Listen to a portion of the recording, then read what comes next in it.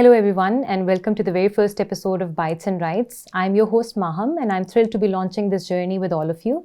Let me tell you a little about myself. I work as a monitoring and evaluation manager at Media Matters for Democracy, where I focus on media safety laws, advocacy and training programs. I also come from a background in international relations, which has given me a unique perspective on policy, technology, and human rights and their intersection. One of the things that I'm most passionate about is making complex topics like internet governance more accessible to everyday people. I believe that internet governance and its understanding is not just for tech experts or policymakers. It's also for people like you and I who use the internet every day to connect, stay informed, and work even. Today, we're setting the stage for this podcast by talking about Pakistan's internet governance landscape and its intersection with Pakistan's social, political, and economic context. Today, we have with us our very first guest, who needs no introduction, Mr. Asad Beg, who's the founder of Media Matters for Democracy and also prominent voice in advocating for media and digital freedoms in Pakistan. Asad, thank you for joining us. It's an honor to have you over as our first guest. So, let's start by addressing the basics. Internet governance एक ऐसी term है which gets thrown around a lot. Like हर कोई इसकी बात करे. पहले तो मैं आपसे ये जानना चाहूँगी वो है क्या और एक एवरेज इंटरनेट यूज़र को उसके बारे में परेशान भी क्यों होना चाहिए या वरीड या उसके बारे में जानकारी क्यों होनी चाहिए? देखिए, इंटरनेट गवर्नेंस एक बहुत ही ब्रॉड टर्म है जिसमें इंटरनेट के इंफ्रास्ट्रक्चर से लेकर उसके कम्युनिकेशन प्रोटोकॉल्स तक और फिर उसमें जो इन्फॉर्मेशन है उसको किस तरह मैनेज किया जाता है उस तक वो सारी चीज़ें आ जाती हैं. तो it's an all encompassing term for everything internet. उसमें डिजिटल पॉलिसी भी आती है, उसमें जो इंटरनेट के स्टैंडर्ड्स हैं IEEE फॉर इंस्टेंस वो चीज़ें भी आ जाती हैं and so on so fourth. अच्छा, हमारे यहाँ इंटरनेट गवर्नेंस ज़्यादा इंपॉर्टेंट आई थिंक इसलिए हो गई है क्योंकि उसमें हमने जो रेगुलेशन वाला पार्ट है, और मैं स्पेसिफिकली मैं उसकी स्पेक्ट्रम रेगुलेशन की बात नहीं कर रहा, वो एक अलग चीज़ होती है. जो कंटेंट रेगुलेशन वाला पार्ट है हमने वो इंटरनेट गवर्नेंस में डाल दिया. अच्छा, अब उससे क्या उससे मुराद ये है कि जो कंटेंट का एक्सेस है वो देखने के लिए, कंट्रोल करने, तो और उससे फिर डायरेक्टली इफेक्ट होते हैं सारे के सारे कंज्यूमर्स. ऑब्वियसली जिस तरह अभी हो रहे हैं, आपने आप भी, मैं भी, एवरीबडी स्ट्रगलिंग विद कि आज व्हाट्सएप चल रहा है, आज जो है वो नहीं चल रहा, ऑडियो सेंड हो रहे हैं, आज ऑडियो जा रही है, आज नहीं जा रही, आज जो है वो VPN जो वो चल रहा था वो बंद हो गया है, आज ट्विटर खुला है, कोई कहता है ट्विटर खुल गया है, कोई कहता है ट्विटर बंद है. तो ये वो सारी चीज़ें अब हमारे लिए बहुत ज़्यादा ना सिर्फ ये कि रिलेटेबल हो गई हैं, बल्कि ये आप ये कहने कि मजाक बन गया है हमारे लिए कि इंटरनेट का आना या ना आना एक मजाक बन गया है क्वाइट लिटरली. और इस वजह से मुझे लगता है कि इट्स वेरी इंपॉर्टेंट कि we start a holistic debate on. अच्छा, इसका फ्लिप साइड भी है. इसका फ्लिप साइड ये है कि इस कदर हार्म्स हैं इंटरनेट पे जो कि कंटिन्यूसली विदाउट एनी एड्रेसल चलते हैं. उसमें डिसइंफॉर्मेशन कैंपेन्स हैं, उसमें इंसाइटमेंट टू वायलेंस है, उसमें चाइल्ड पोर्नोग्राफी है, लंबी लिस्ट है ना पूरी एक. तो अब उसके लिए उसको भी हैंडल करना बहुत ज़रूरी है, राइट? अब जो इंसाइटमेंट है वो बड़ा सीरियस मैटर है. सहाफ़ियों की हमने देखा है पिछले कुछ अरसे में इंफॉर्मेशन पर्सनली लीक कर रही हैं, डेथ थ्रेट्स मिल रही हैं, और मार्च में लोग जो है कॉन्स्टेंटली ये बन गया है ना, अब तो शुरू से लेकर अभी तक ये बन गया है कि उसके आसपास अभी दोबारा शुरू उनकी एक अपनी कैंपेन स्टार्ट हो जाती है उनके अगेंस्ट, और वो फिर यूट्यूबर्स और वीलॉगर्स. तो ये वो सारे पॉलिटिशियंस में जो इम्पोर्टेंट लोग हैं, ये बहुत हार्म्स है. लेकिन ये उनको देखना, उनको एड्रेस करना एक अलग इशू. तो ये इसलिए holistically speaking I think internet governance पे डिबेट बहुत इंपॉर्टेंट हो गई है अब, कि अगर करें तो क्या करें और कौन से ऐसे तरीकाकार हैं जिनको करें और जिनसे एक्सेस मुतासर ना हो, इनफैक्ट एक्सेस इंप्रूव हो. You know what I am saying, right? बिल्कुल. So and hence this podcast, and I'm very happy that we are starting it, and hopefully we'll discuss most of what I've spoken about in the series. बिल्कुल ऐसे ही है. अच्छा, मैंने थोड़ा सा अपने जर्नलिस्ट और एडवोकेसी ग्रुप्स के साथ काम में नोटिस किया है कि उनमें से काफ़ी जो है ना बड़े मायूस हो चुके हैं, क्योंकि वो कहते हैं डिजिटल पॉलिसीज़ जो हैं जो इतने बड़े लेवल पे बनाई जा रही हैं at such a high level, how can we actually influence that. तो आई एम होपिंग कि इस पॉडकास्ट के ज़रिए से हम उनके अंदर थोड़ी सी ये एम्पावरमेंट वाला एलिमेंट लाएंगे कि हम वाकई में ये कंसर्न जो है ना ये हम वॉइस कर सकते हैं एक पॉजिटिव नोट पे. इसके साथ मैं आपसे सबसे पहले तो ये जानना चाहूँगी कि इंटरनेट गवर्नेंस की ऑल थ्रू द इयर्स क्या अपडेट्स रही हैं, कोई ऐसे नोटेबल चेंजेस जो आपने पास्ट फ्यू इयर्स में नोटिस किए हों जिनकी वजह से ज़रूरी है कि इन इश्यूज़ को एड्रेस किया जाए? देखिए पहली बात तो वो जो आपने बात की the people who understands and value the internet या उसका जो पाकिस्तान की इकोनॉमी पे या पाकिस्तान पे इन जनरल इम्पैक्ट होना चाहिए, and people who are frustrated in terms of कि उनकी बात नहीं सुनी जा रही है, तो उसमें हम लोग भी शामिल हैं बाय द वे। बिल्कुल। अच्छा, वो क्यों है?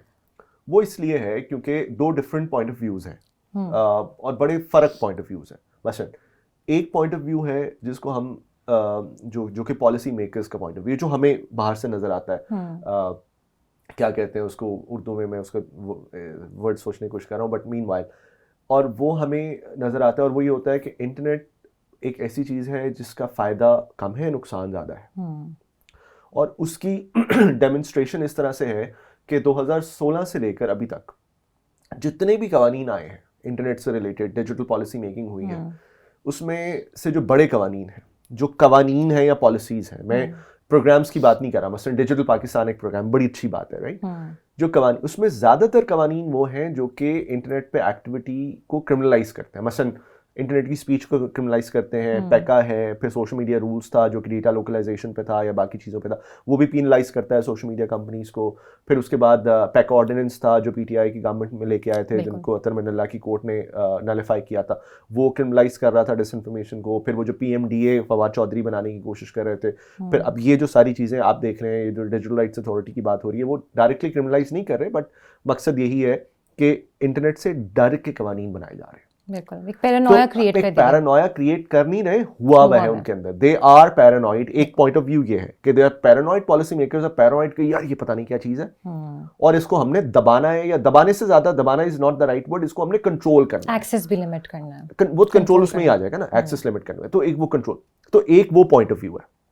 एक पॉइंट ऑफ व्यू है वो जो कि हम इस साइड पे फेंस के बैठे हुए, आप में, हमारे सहाफी दोस्त, जर्नलिस्ट, पीपल हु अंडरस्टैंड, वो ये समझते हैं कि यार internet is a tool, is an opportunity for Pakistan, और ये वो अपॉर्चुनिटी है जिसको इस्तेमाल करके हम, जिस तरह हमारे आस पड़ोस के मुल्कों ने तरक्की की है, बांग्लादेश की एग्जांपल आपके सामने है, इंडिया की आप इकोनॉमी देख लें, इवन श्रीलंका, हालांकि उनका क्या हाल था अभी कुछ अर्से पहले, अब उन डिजिटल उनका इंफ्रास्ट्रक्चर, तो ये हमारे जैसे लोग ये सोचते हैं कि यार क्योंकि हमारे पास इंटरनेट एक अपॉर्चुनिटी है। चाइना की एग्जांपल, सॉरी मैं भूल गया किस तरह से उन्होंने ई-कॉमर्स से पूरा मुल्क अपना रेवोल्यूशनाइज कर दिया, तो हमें इसको कैप्चर करना है, इस अपॉर्चुनिटी को, और इसको हमने इस्तेमाल करना है अपने फायदे के लिए। तो और उसका मतलब ये है कि हमने इससे डरना नहीं है, हमने इसके लिए पॉलिसी मेकिंग करनी है जो प्रो इंटरनेट या pro digital economy policy making हो। यू सी, अब ये दो कॉन्ट्रडिक्टिंग पॉइंट ऑफ व्यूज है। अब यहां पे मसला ये, आप जो कह रही थी ना अपडेट, वो अब यहां पे मसला ये है कि वो जो लोग मैटर करते हैं, जो कि पॉलिसी बनाते हैं, वो लोग हमारा पॉइंट ऑफ व्यू नहीं समझ पा रहे कि क्यों जरूरी है कि ये जो कॉस्मेटिक इंटरवेंशंस हैं, कि स्टारलिंक को हम पाकिस्तान में ले आए, बड़ा हमने तोप चला ली, ये कॉस्मेटिक इंटरवेंशंस खत्म करें और एक्चुअल वो काम करें जिससे इंटरनेट का फायदा लोगों को हो और उससे उसका फायदा हमें एज अ मुल्क पाकिस्तान को हो। ये वो मुझे लगता है कि पॉलिसी मेकर्स हमारी बात नहीं समझ पाए। तो ये जब पाकिस्तान का भी अगर कॉन्टेक्स्ट देखें हमारे इंटरनेशनल लिसनर्स के लिए, अगर वो अवेयर नहीं है, Pakistan is navigating a complex social, economic and political scenario. तो उसमें ये इंटरनेट गवर्नेंस के साथ ये चीज़ें इंटरसेक्ट कैसे करती हैं, specially when in an economy जहाँ बहुत स्मॉल रन बिजनेसेस हैं, स्मॉल स्केल पे, जो व्हाट्सएप पे अपना बिजनेस चला रहे हैं तस्वीरें भेज के, तो उस सिनेरियो में मतलब ये कैसे अफेक्ट करती हैं पॉलिसीज़? देखिए, जो माइक्रो बिजनेसेस होते हैं ना, वो स्पेसिफिकली डिपेंडेंट होते हैं कम्युनिकेशन पॉलिसी, उस पे, इक्विपमेंट पे या मीडियम्स पे। बिल्कुल। आपको एग्जांपल देता हूँ। देखिए, इस वक्त जो 7 बड़ी कंपनीज हैं, या चले इस तरह से कर लें, जो सोशल मीडिया कंपनीज हैं, कौन सी बड़ी कंपनीज हैं? मेटा में फेसबुक है, इंस्टा है, व्हाट्सएप है, और अब वो फिर थ्रेड्स है, फिर उसके बाद गूगल है। ये सारी बड़ी कंपनीज जो हैं, ये अमेरिकन हैं, एसेंशियली अमेरिकन कंपनीज हैं, राइट? मेटा की एग्जांपल ले लें आप। ज़करबर्ग ने quite literally he founded Facebook from the scratch, ठीक है? Why was he able to do that? Why can't, let's say, somebody in Pakistan make something like Facebook, जो कि दुनिया पे कब्जा कर ले? कब्जे से मुराद ये कि उसका वो कर ले, राज करे, कि ग्लोबल कंपनी बन गई। क्या वजह है? उसकी वजह सिर्फ एक है, और वो है इंफ्रास्ट्रक्चर और उसके साथ साथ पॉलिसीज। 2 कर लें चले, सिर्फ ये है। मसलन आपका ख्याल है कि जब मेटा या फेसबुक बना रहा था वो ज़करबर्ग, उस पर काम कर रहा था, तो क्या अमेरिकन गवर्नमेंट उसको हेल्प कर रही थी? नहीं कर रही थी ना। तो अमेरिकन गवर्नमेंट ने क्या किया? अमेरिकन गवर्नमेंट ने वो इंफ्रास्ट्रक्चर और वो राइट पॉलिसीज, वो राइट अंग्रेजी में कहते हैं इनेबलिंग एनवायरनमेंट प्रोवाइड किया, जहां पे something like that could happen. बिल्कुल सही है। तो अब यही काम हमें पाकिस्तान में करना है कि हमें वो इनेबलिंग एनवायरनमेंट प्रोवाइड करना है, जिसमें दो मेन चीजें हैं। नंबर 1 इंफ्रास्ट्रक्चर है, नंबर 2 पॉलिसीज है। ये दोनों चीजें जब तक नहीं होंगी तब तक वो अच्छा देखिए, अब अमेरिका का भी, यूएस का भी इन जनरल बहुत बड़ा पैरानोया है when it comes to national security. ठीक है, क्योंकि 9/11 के बाद और फिर उसके बाद जिस तरीके से, तो ऐसा नहीं है कि वो उनके नेशनल सिक्योरिटी पे फोकस नहीं है, ऐसा ही है ना? बिल्कुल। तो हमारा भी ऐसा ही है कि हमारे भी ऑब्वियसली टेररिज्म पे, उसके बाद जिस किस्म के हालात हमने देखे हैं आज से 10 साल पहले, 15 साल पहले, मिलिट्री ऑपरेशंस जिस तरह से हुए हैं, अभी भी हम देख रहे हैं कि सुनते रहते हैं कि, तो हमारा भी वो एलिमेंट है। लेकिन उसका मतलब ये नहीं है कि हम कहें कि अच्छा बिकॉज हमारा नेशनल सिक्योरिटी कंसर्न है तो हमने इंटरनेट बंद कर दिया। उसकी आड़ में सब बंद कर दिया। नहीं, उसकी आड़ में नहीं, उसको बचाने के लिए भी चले 1 मिनट के लिए हम ऑन द फेस उनके इंटेंशंस को वो नहीं करते। मसला ये है कि जब आपने उसको बंद कर दिया तो वो हमारे लिए ज्यादा बड़ा नेशनल सिक्योरिटी कंसर्न है। बिल्कुल। आप समझिए, क्योंकि हमने अपना एक बहुत बड़ा एवेन्यू जिससे हम बिजनेस करके अपनी इकोनॉमी को control, national security is directly proportional to how economically strong you are, very simply speaking, right? The more resources you have, the more resources you can use to make yourself secure. बिल्कुल ऐसे ही है। अब तो हमने वो जो सबसे बड़ा हमारा एवेन्यू है इंटरनेट, अगर हमने उसको नेशनल सिक्योरिटी के नाम पे बंद किया तो इनफैक्ट हमने ज्यादा नुकसान किया नेशनल सिक्योरिटी का, बिकॉज हमने उसको इस्तेमाल नहीं किया। ऐसे ही। तो ये वो कंसर्न है जिसकी आप अभी बात कर रही थी ना। हमारे दो चीजों पे फोकस, अब अगेन पॉडकास्ट की सीरीज में बात, इंफ्रास्ट्रक्चर और पॉलिसी मेकिंग। जब तक ये दोनों चीजें इकट्ठे काम नहीं करेंगी तब तक हम किसी भी किस्म की जस्टिफिकेशन देके ये नहीं कह सकते कि हमने इंटरनेट बंद किया या उसको डीपीआई लगा के स्लो किया या फाइबर लगा के हमने उसको जो है ना वो करने की कोशिश की जिसकी वजह से वो तो वो बड़ा अच्छा काम किया। ये जस्टिफाइबल नहीं है, वेरी सिंपली स्पीकिंग। अच्छा, मार्जिनलाइज्ड ग्रुप्स जो हैं, जैसे वुमेन एंटरप्रेन्योर्स और जो फार फ्लंग एरियाज़ में हैं, जिस तरह देही इलाकों में, वो सबसे ज़्यादा अफेक्टेड हैं बिकॉज उनके पास एक्सेस नहीं है टू अनइंटरप्टेड इंटरनेट। हमेशा इंटरनेट डिस्ट्रप्शंस आ रही हैं।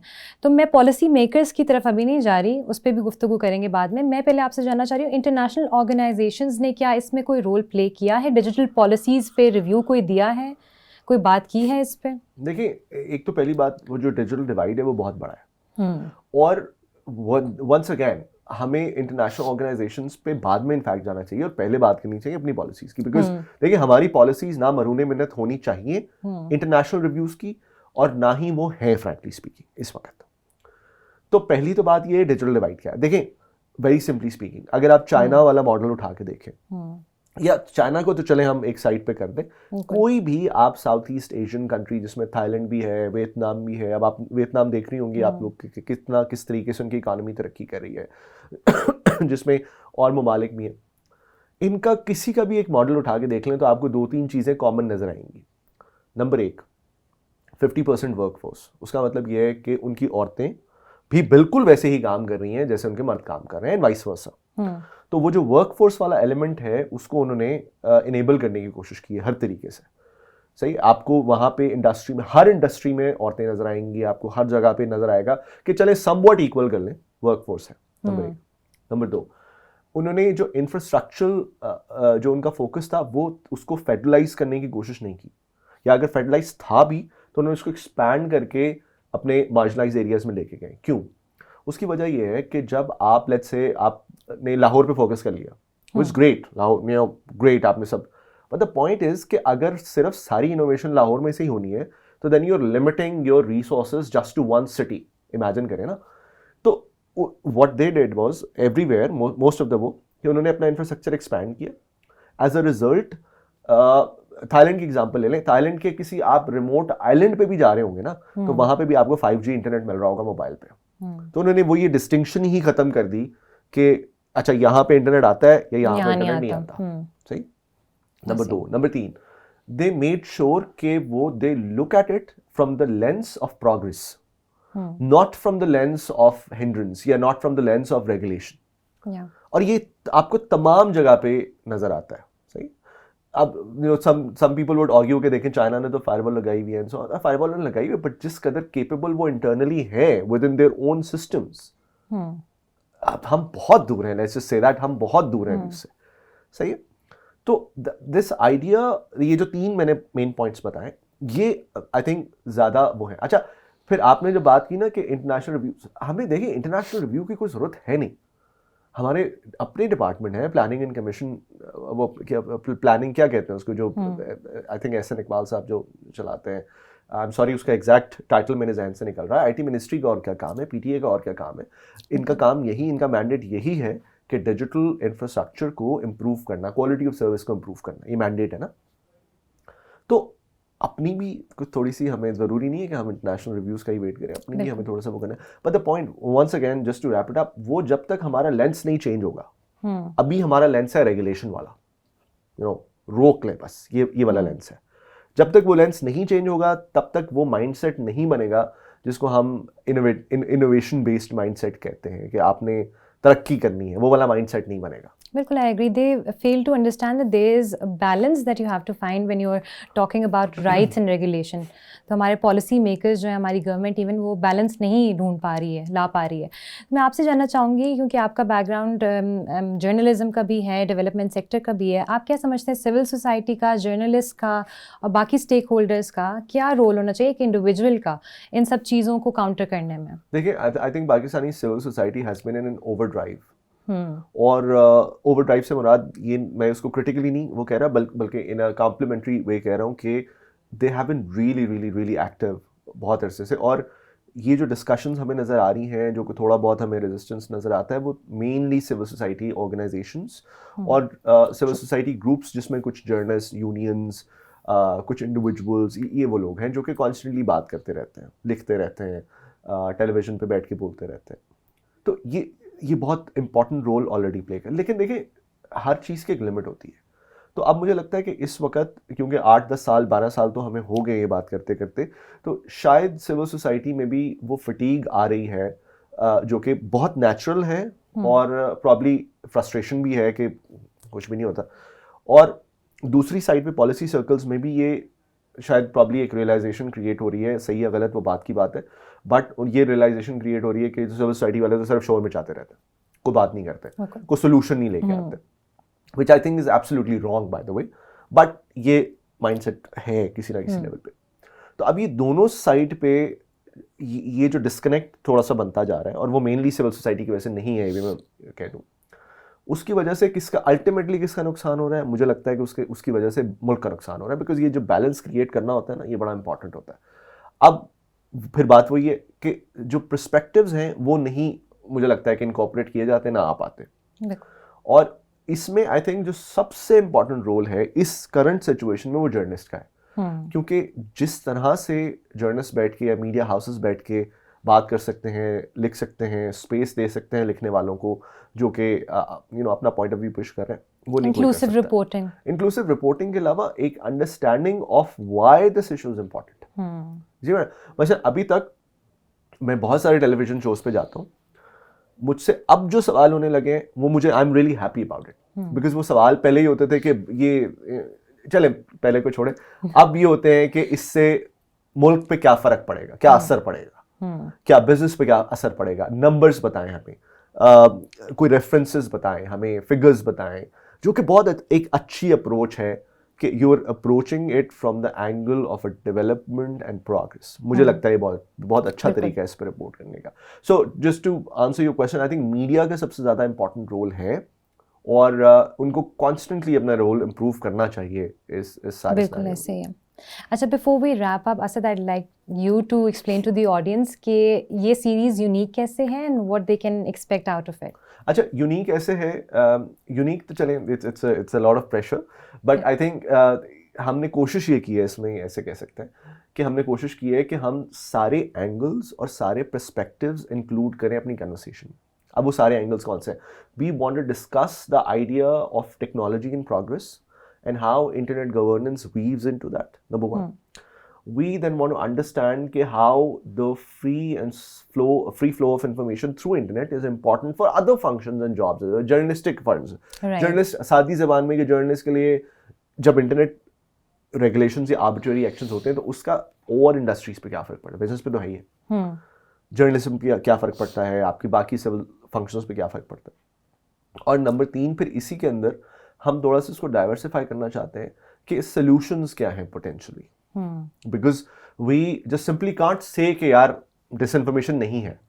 मैं तो फॉर वन ये बिल्कुल नहीं इस पे बिलीव करता कि बस आप खुला छोड़ दें और सब कुछ, कोई किसी के खिलाफ इंसाइटमेंट कर रहा है तो उसको भी जाने दें, कोई बात नहीं, people will deal with it, कोई किसी के खिलाफ, ये पॉसिबल नहीं है। We shouldn't do that. तो फिर हमने ये भी देखना है कि जो इंसाइटमेंट के लिए हमारे कवानीन हैं पाकिस्तान के, वो काम कर रहे हैं कि नहीं कर रहे। जो हमारे डेफेमेशन के कवानीन हैं वो ओवर यूज़ हो रहे हैं या पोलिटिसाइज या पॉलिटिकल टूल के तौर पे इस्तेमाल हो रहे हैं कि नहीं हो रहे। मसलन जो क्रिमिनल डेफेमेशन है, that's one of the biggest political tool जो अभी तक हमने देखा है, स्पेसिफिकली मीडिया। तो उसके सॉल्यूशंस क्या हैं, सिविल डेफेमेशन क्यों नहीं काम कर रहा, and so on so forth. तो अगर मैं अंग्रेजी में कहूँ कि solution based approach, not to just say कि ये गलत है, ये गलत है, ये गलत है, बट ऑल्सो टॉक अबाउट कि अच्छा ये गलत है तो सोल्यूशन क्या है, फिर सही क्या है, उसको काउंटर कैसे कर सकते हैं, उसको हम फिर उसका ऑल्टरनेटिव क्या होना चाहिए। इसी बार तो हमने कोशिश की है कि ये सारी की सारी चीज़ें हम इनकॉर्पोरेट करें इन द नेक्स्ट एपिसोड्स, और let's see, I think by the end of it will realise कि हम कितना उसमें कामयाब हुए हैं। The people who are watching will probably realize, make us realize कि हमने वो कितना किया, but हमने अपनी तरफ से पूरी कोशिश। Thank you, Asad, for such an insightful conversation, and to our listeners also for tuning in to the very first episode of Bytes and Rights. Stay tuned for the next episode where we'll dive deeper into digital surveillance and its impacts on your rights and your privacy online. Stay tuned and stay connected.